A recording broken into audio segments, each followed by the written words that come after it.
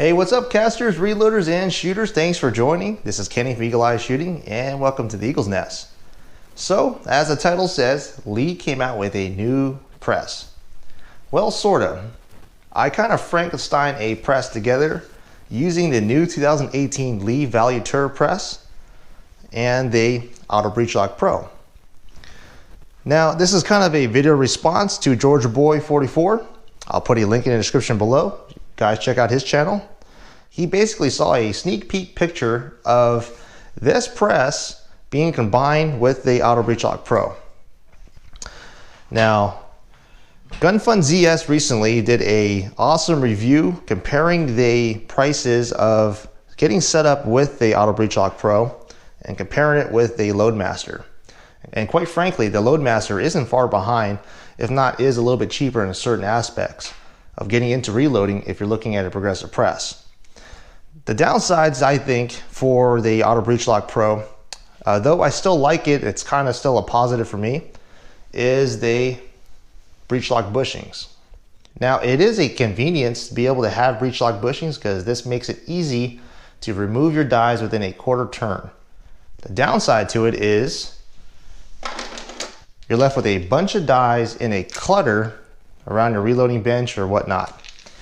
The other annoying part about it is once you set your die up, for instance, this full-length sizing die on this Breech-Lock eliminator, you can't use the Lee factory die box. It simply just doesn't fit. Kind of annoying. So here's an idea, Lee. Let's make some boxes that hold our dies capable of holding it with the Breech-Lock eliminator or Breech-Lock rings. That way I can free up the clutter in my desk. The other downside is rummaging through your dies, try to find out what caliber is what. Hence the reason why I really like the turret press. So what if I was to tell you that I'm able to combine the turret head with the Auto Breech-Lock Pro? Say what? If you guys want to find out, stay tuned. I'll show you guys how to put this on the Breech-Lock Pro. So disassembly is really simple. The actual turret press head itself is actually the same as the old classic style turret press. And if you guys want to know why this is upside down, that'll be in another video. But this turret head is the same exact turret head as the Value turret. And if you don't have one and do not want to buy a Value turret press or just a turret press itself, you could call Lee and specifically ask to order just this part itself and of course some turrets. So simple disassembly. Get yourself an adjustable wrench, crack open the screws that hold the turret head to the post. All right, and here is all you need really to swap out. So this pops off, and now we can mount the turret head. Now, I'm not really sure if I could actually use the safety prime system. That I haven't tested yet, but we'll find out in a little bit. But that's simple.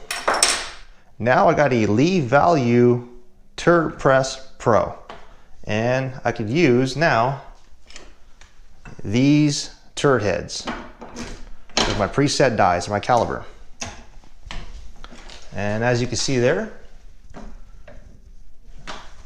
the ram will go all the way up. Now, of course, there's two main questions about this setup. Number one, what is its purpose? Well, I could say that you could play reloading DJ. No, the main purpose I believe, which really helps benefit, is this simple fact: caliber swap. And with the turret heads themselves, you can make the simple Uncle Jim turret organizer using 30-06 cases. Now the downside is I want to be able to use this in a progressive mode and not have to manually index, right? Well, that could still happen, but it's going to take a little bit of modification.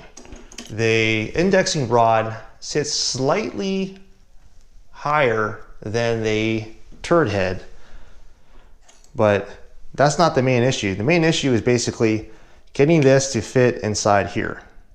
And you can see there that that's not going to take that much of modification at all.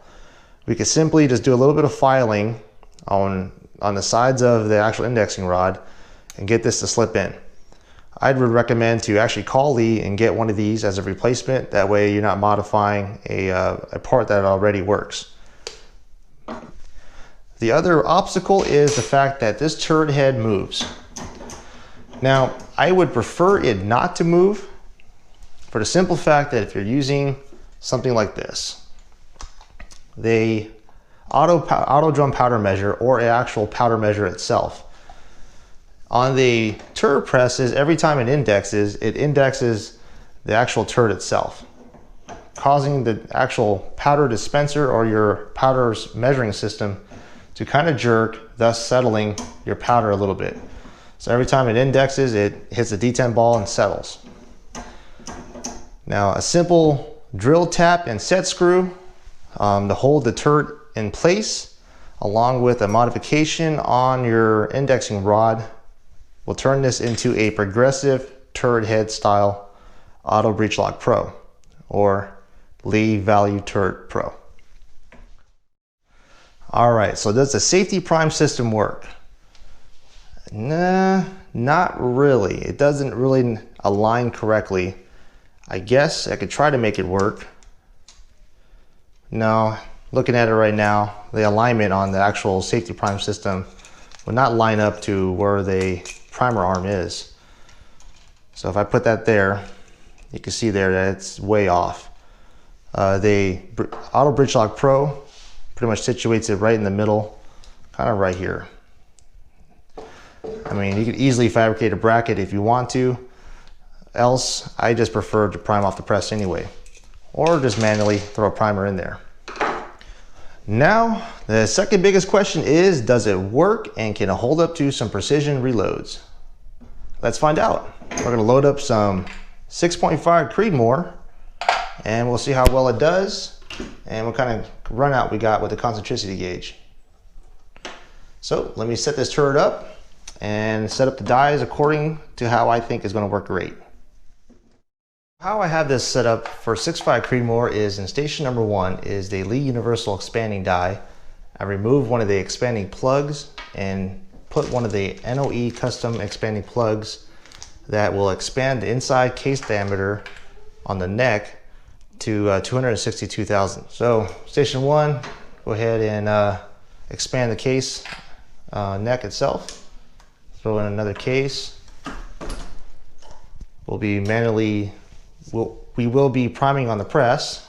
So station 2 will have my powder dispenser, and basically what I'm doing is just getting a bulk charge and then hand trickling up with my Hornady hand trickler. Go ahead and drop the powder charge. Make sure you put a primer in, and we're going to hand trickle this up.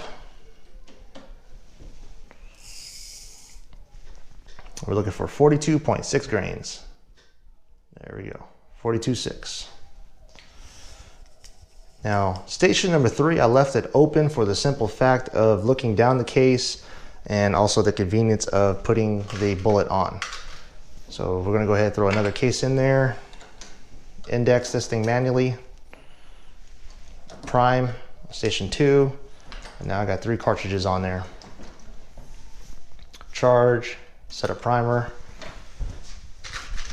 put a bullet on now.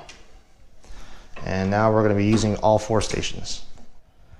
And we're looking for an overall length of 2.853, and I'm roughly that, 2.855.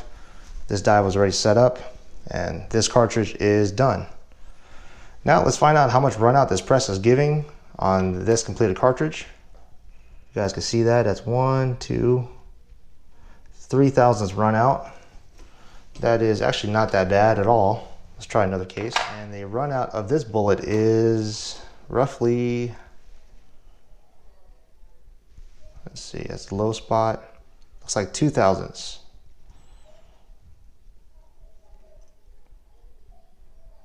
All right. Yeah, roughly 2 thousandths, so not bad. Call that cartridge done. Please get a good rhythm going.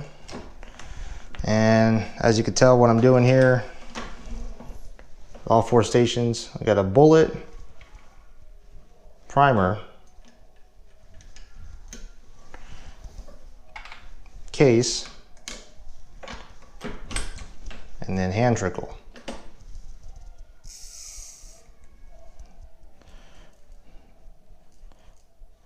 Definitely having like a charge master or something definitely would probably help out here and speed up the process. But I'm just showing as for demonstration purposes. But I'm just showing that you could definitely do this in the basic form possible. So here is 42.6 again, hand trickled. And it's manually index.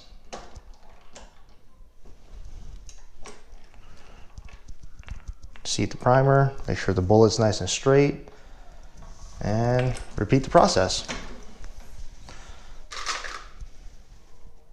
Bullet, primer, case, hand trickle.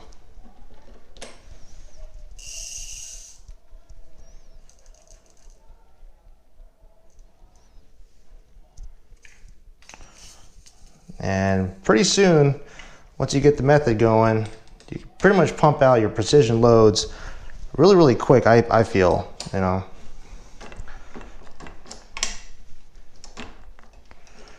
This, the cartridge is a little bit long, so sometimes it hangs up with the indexing pin and the bullet trying to index over. So you can see there that everything seems to be pretty consistent. I'm pretty happy with how it's coming out. Run out is decent. I mean, that one has 0 right there, as you can see.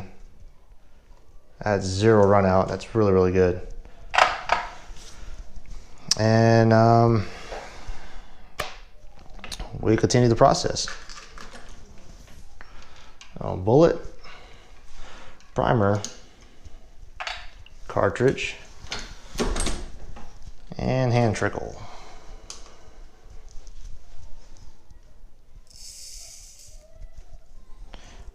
Now, I would prefer to use actually this powder system itself with a chain, and the reason why is so you prevent double charging.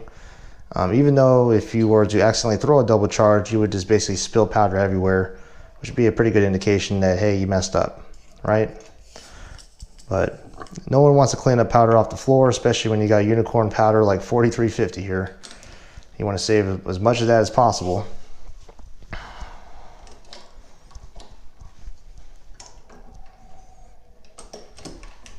All right.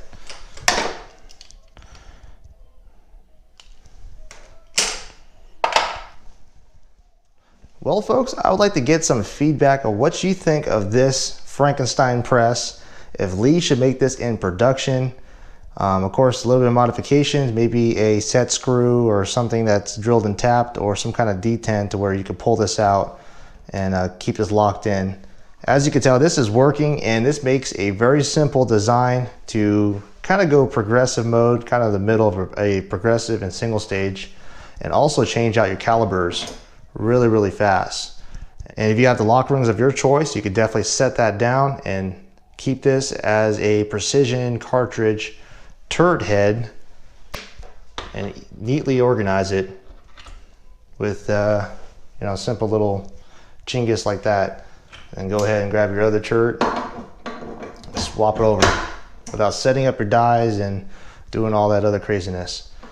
So let me know what you guys think of this setup.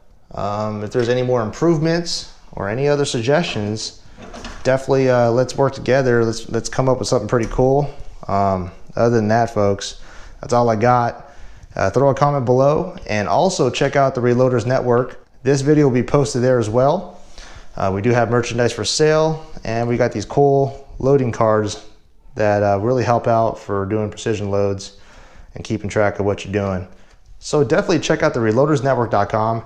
It has everything you can think of firearm related. You got reloading, bullet casting, long range shooting, gunsmithing, and is playing out experiences with firearms. Great way to learn, great community to be involved with, and a lot of great folk. So check out the Reloaders Network, and also check out the folks that I mentioned below in the link in the description. So that's all I got, guys. I appreciate you guys watching. Let me know what you guys think, and I'll catch you guys in the next video. Thanks for watching.